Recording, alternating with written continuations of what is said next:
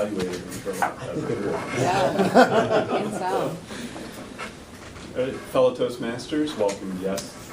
It is my honor to introduce Cheryl for her third speech in the Advanced Communicator Series, Make Them Laugh, which is a great one. And I absolutely love this speech title, From Shy Introvert to Liberated Extravert. I might just love that because I might happen to be a little bit of an introvert. So really anxious to hear this. The time will be 5 to 7 minutes, David. Her objectives are to prepare a humorous speech from her own experiences, strengthen the speech by adopting and personalizing humorous material from outside sources, and delivering the speech in a way that makes the humor effective. And a couple personal objectives: relax and have fun. And I can say she told me she came in all sultry, just sweating. She said she got right off a 20-some minute phone call that just ended, so we can all appreciate trying to quickly run in and get in the mind frame of Toastmasters. So a little bit of an extra challenge today for her, and she's going to try to limit the use of notes.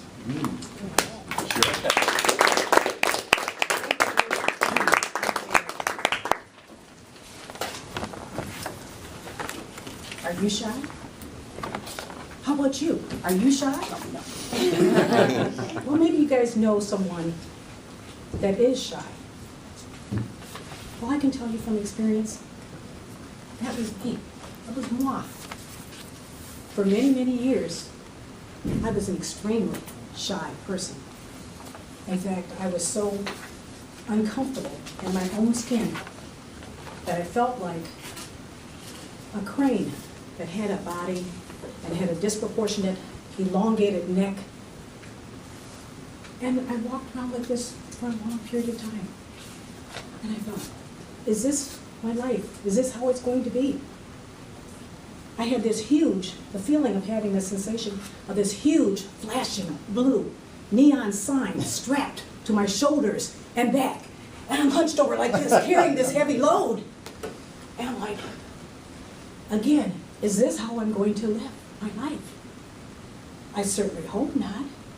The shyness is one of those things that just consumes one if you have it. Well, I was doing a little research as I prepared for the speech, which I had to include, and I found that in an article in the WebMD, July 2011, that what I actually had was not shyness. It was more social anxiety and social phobia. In other words, I was just frightened out of my wits. And with social phobia, it's more than just shyness and coming before a group and doing a public speech. It is one that takes on a different kind of flavor. It makes you anxious and you have rapid heartbeat. Well, I'm like, that's what I had. I actually had social phobia. It was not shyness, because everybody has a little bit of shyness, like we had to get up here today, like Bob just did. We all have that twinge. Well, let me share a little story with you. Looking back on my childhood, my father, he was in my corner. My mother, on the other hand, she was worried about me. She said, Cheryl doesn't talk. There's a problem. We need to address that. My dad said, leave her alone. She'll be fine. One day, she will talk. And so he assured me that I was going to have a voice one day, and I would be able to talk, and that I would know more about life and people in general than a lot of people, because I was not running off with diarrhea of the mouth. So as a child, I'm like, diarrhea of the mouth? What is this man talking about? But I later figured that out. So one day, my sister and I, my sister's invited to a party. She's my polar opposite, Sandra. So we're invited to a party. It's going to be a big party. So Friday night, everybody at school is buzzing about the big party that's going to take place. We go home. Sandra, who's just a few years older than myself, she goes home and she asks permission to go to this party that night.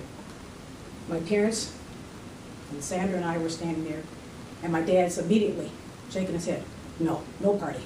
They're very conservative kind of people, a little strict. So Sandra's like, please, please, let me go. Everybody's going to be there. I want to go to this party.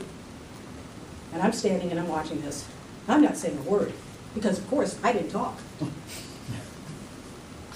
So my mother, she leans over to Sandra and she takes her right hand and she starts waving it up and down in her face. And she says to Sandra, "You can go on one condition." So Sandra's standing there, and now she's paralyzed like I am.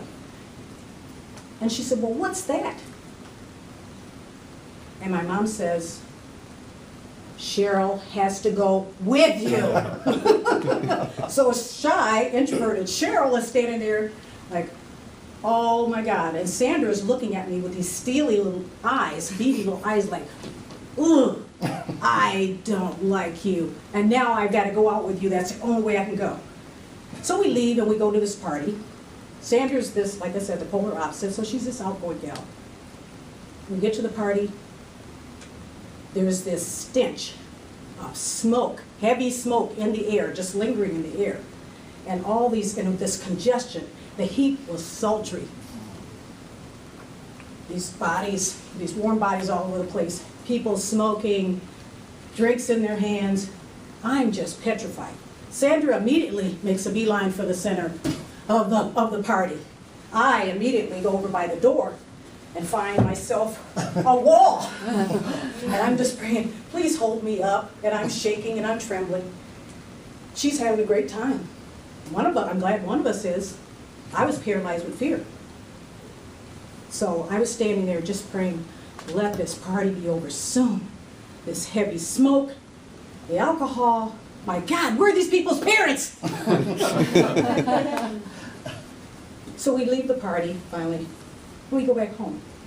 But that experience lingers with me to this day of how shy I was. And some people wish I were today. But there's something I learned from that shyness that's very valuable to my life. I learned to become a better listener because of shyness.